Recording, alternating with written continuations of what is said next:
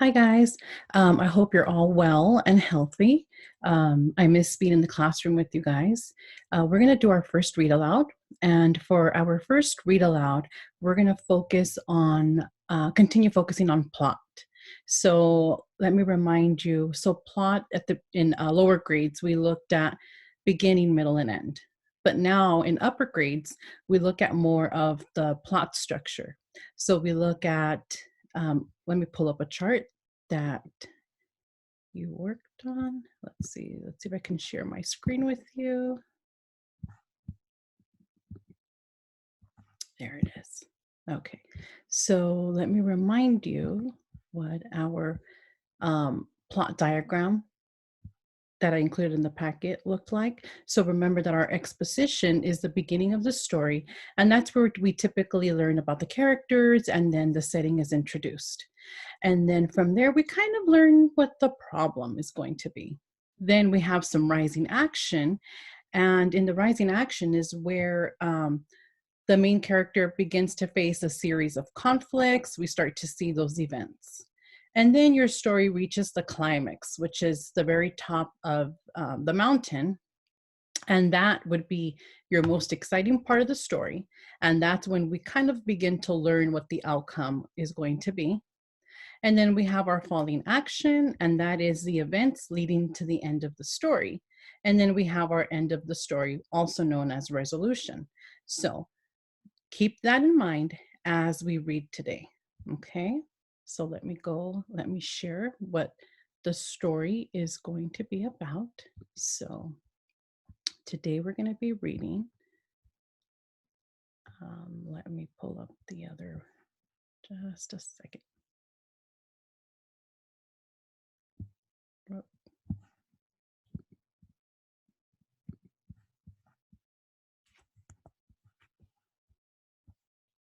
Here it is. Sorry, guys. Okay, sorry, guys. I had to pause it there for a second to find my story. So today, keep plot in mind. Keep your exposition, your rising action, your climax, your falling action, and your resolution in mind as we read this story. So the story we're going to read today is A Bad Case of Stripes by David Shannon. And there's our title page and our dedication page. Okay, so here we go. Camilla Cream loved lima beans, but she never ate them. All of her friends hated lima beans, and she wanted to fit in. Camilla was always worried about what other people thought of her. Today, she was fretting even more than usual. It was the first day of school, and she couldn't decide what to wear. There were so many people to impress. She tried on 42 outfits, but none seemed quite right. She put on a pretty red dress and looked in the mirror. Then she screamed. Her mother ran into the room, and she screamed too. "Oh, my heavens," she cried. "You're completely covered with stripes." This was certainly true. Camilla was striped from head to toe. She looked like a rainbow. Mrs. Cream felt Camilla's forehead. "Do you feel all right?" she asked. "I feel fine," Camilla answered. "But just look at me." "You get back in the bed this instant," her mother ordered. "You're not going to school today." Camilla was relieved. She didn't want to miss the first day of school, but she was afraid of what the other kids would say. And she had no idea what to wear with those crazy stripes. You know what, guys? I think I'm going to pause right here really quick because this looks like it's the exposition to me. So we know that the main character is Camilla. We know that the setting is in her home and she's getting ready for school, the first day of school. So she's extremely nervous. And it seems like she's trying to find that perfect outfit because she wants to be able to fit in. So this is the part that I would say is my exposition. After this, I'll start seeing the rising actions, the events that are going to lead to the climax, which is the most exciting part of the story, which is where we learn what the outcome will be. So let's continue reading. And there she is. That afternoon, Dr. Bumble came to examine Camila. Most extraordinary, he exclaimed. I've never seen anything like it. Are you having any coughing, sneezing, runny nose, aches, pains, chills, hot flashes, dizziness, drowsiness, shortness of breath, or uncontrollable twitching? No, Camila told him. I feel fine. Well, then, Dr. Bumble said, turning to Mrs. Cream, I don't see any reason why she shouldn't go to school tomorrow. Here's some ointment. That should help her clear up those stripes in a few days. If it doesn't, you know where to reach me. And off he went. And there is Dr. Bumble checking Camila. The next day was a disaster. Everyone at school laughed at Camila. They called her Camila Crayon and Night of the Living Lollipop. She tried her best to act as if everything were normal, but when the class said the Pledge of Allegiance, her stripes turned red, white, and blue, and she broke out in stars. I think this is one of my rising actions. So I'm going to stop here and I'm going to jot that down in my journal. This is one of those actions, so the students are starting to laugh at her. And there she is. The other kids thought this was great. One yelled out, let's see some purple polka dots. Sure enough, Camila turned all purple polka dotty. Someone else shouted, checkerboard, and a pattern of squares covered her skin. Soon, everyone was calling out different shapes and colors, and poor Camila was changing faster than you can change channels on a TV.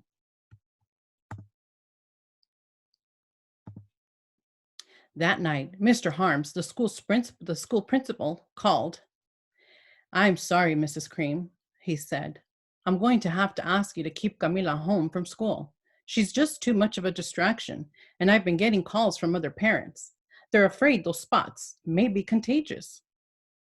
Camila was so embarrassed. She couldn't believe that 2 days ago, everyone liked her. Now, nobody wanted to be in the same room with her.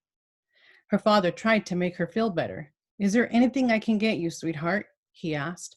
No, thank you, sighed Camila. What she really wanted was a nice plate of lima beans, but she had been laughed at enough for one day. So I would journal this part as another rising action. She's now not being allowed to go to school because she's a distraction to the other students.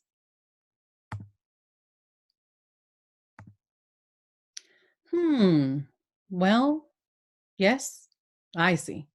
Dr. Bumble mumbled when Mr. Cream phoned the next day. I think I'd better bring in the specialist. We'll be right over. About an hour later, Dr. Bumble arrived with 4 people in long white coats. He introduced them to the Creams. This is Dr. Grope, Dr. Sponge, Dr. Cricket, and Dr. Young. Then the specialists went to work on Camila. They squeezed and jabbed, tabbed, and tested. It was very uncomfortable. Well, it's not the mumps, concluded Dr. Gropp. Or the measles, said Dr. Sponge. Definitely not chickenpox, put in Dr. Cricket. Or sunburn, said Dr. Young. Try these, said the specialists. They each handed her a bottle filled with different colored pills. Take one of each before bed, said Dr. Gropp. Then they filed out the front door, followed by Dr. Bumble.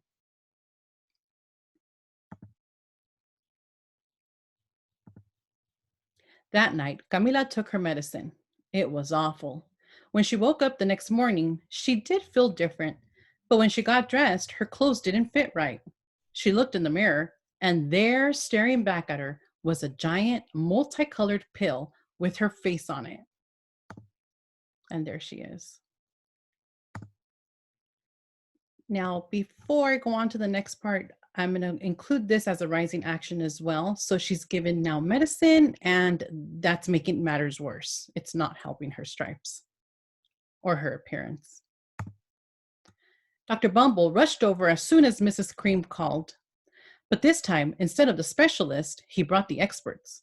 Dr. Gord and Mr. Mellon were the finest scientific minds in the land. Once again, Camila was poked and prodded, looked at and listened to. The experts wrote down lots of numbers. Then they huddled together and whispered, Dr. Gord finally spoke. It might be a virus, he announced with authority. Suddenly, fuzzy little virus balls appeared all over Camila. Or possibly some form of bacteria, said Mr. Mellon. Out popped squiggly little bacteria tails. Or it could be a fungus, added Dr. Gord. Instantly, Camila was covered with different colored fungus blotches. The experts looked at Camila, then at each other. We need to go over these numbers again back at the lab, Dr. Gord explained. We'll call you when we know something. But the experts didn't have a clue, much less a cure. By now, the TV news had found out about Camila. Reporters from every channel were outside her house telling the story of the bizarre case of the incredible changing kid. Soon, a huge crowd was camped out on the front lawn. Just imagine that. And there's the reporters. And there's poor Camila.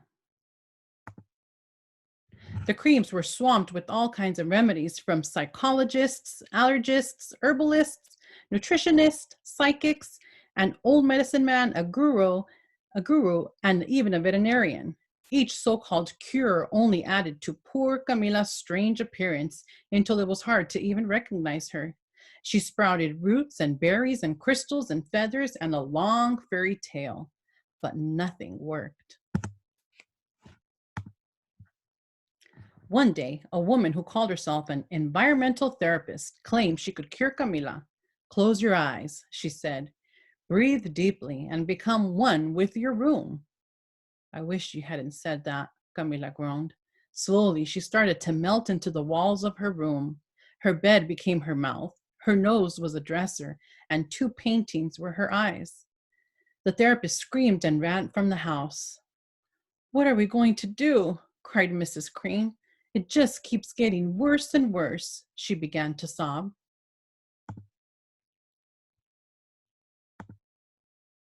At that moment, Mr. Cream heard a quiet little knock at the front door. He opened it, and there stood an old woman who was just as plump and sweet as a strawberry. Excuse me, she said brightly, but I think I can help. And there she is. She went into Camila's room and looked around. My goodness, she said with a shake of her head. What we have here is a bad case of stripes, one of the worst I've ever seen. She pulled a container of small green beans from her bag. Here, she said, these might do the trick. Are those magic beans? Asked Mrs. Cream. Oh my, no, replied the kind old woman. There's no such thing. These are just plain old lima beans. I'll bet you'd like some, wouldn't you? She asked Camila. Camila wanted a big, heaping plate full of lima beans, more than just about anything, but she was still afraid to admit it. Yuck, she said. No one likes lima beans, especially me. Oh dear, the old woman said sadly. I guess I was wrong about you. She put the beans back in her bag and started toward the door. Camila watched the old woman walk away. Those beans would taste so good. And being laughed at for eating them was nothing compared to what she's already been through. She finally couldn't stand it. Wait, she cried. The truth is, I really love lima beans. I thought so, the old woman said with a smile. She took a handful of beans and popped them into Camila's mouth. Said Camila. Now, this is where I'm going to stop. And I think this is the climax. I think this is where we're going to see Camila. We learn the outcome, like what's going to happen to her. Let's see. Suddenly, the branches, feathers, and squiggly tails began to disappear. Then the whole room swirled around. When it stopped, there stood Camila, and everything was back to normal. I'm cured, she shouted. Yes, said the old woman. I knew the real you was in there somewhere. She patted Camila on the head. Then she went outside and vanished into the crowd. So that's where I would, in my journal, write down, this is my climax. This is the outcome is Camila is cured. And so now, as we continue reading, let's look to see what the falling action is. So the events leading to the end. And there she is. Afterward, Camila wasn't quite the same. Some of the kids at school said she was weird, but she didn't care a bit. She ate all the lima beans she wanted, and she never had even a touch of stripes again. I really like her striped bow, by the way. So this, I would say, is my one of my rise falling action events. So now we see that Camila likes lima beans, and she doesn't care if anyone else teases her about it. She's gonna eat her lima beans. And the end. So my resolution, I would say, is that Camila has learned to not worry about what others think. So let me pull up, and then there's some more books by David Shannon. I'm going to close this tab and I'm going to pull up, let's see, here it is, my plot diagram that I've filled out after reading this story. So as you can see, here is my exposition. So my beginning is Camila is trying on clothes, she screams, she has stripes. Then my rising action, these were 4 of my events. Now, if your book, if you can only find 2, 3, then this is where you would put them, okay? So the first event is she keeps changing, kids are laughing at her. Then that leads on to she's not being allowed to go to school because she has stripes. The next event, event 3, the cures and the medicine are making it worse. Event 4, the old woman feeds her lima beans. And then we get to the climax, the exciting part of the story. And that's where we start to learn the outcome. And our outcome is going to be that Camila will be cured. And she is cured, actually, when we get to that exciting part. And then our falling action would be our events leading to the end. So my first one was she eats lima beans. So because of this, because she started to learn to not care what others think, she started to eat lima beans. Then my next event, I wrote down, she doesn't care what other people think. And my resolution is Camila learned not to worry about what others think. Okay, so that's how I'm going to fill out my plot diagram. So let me close that and I'll go back to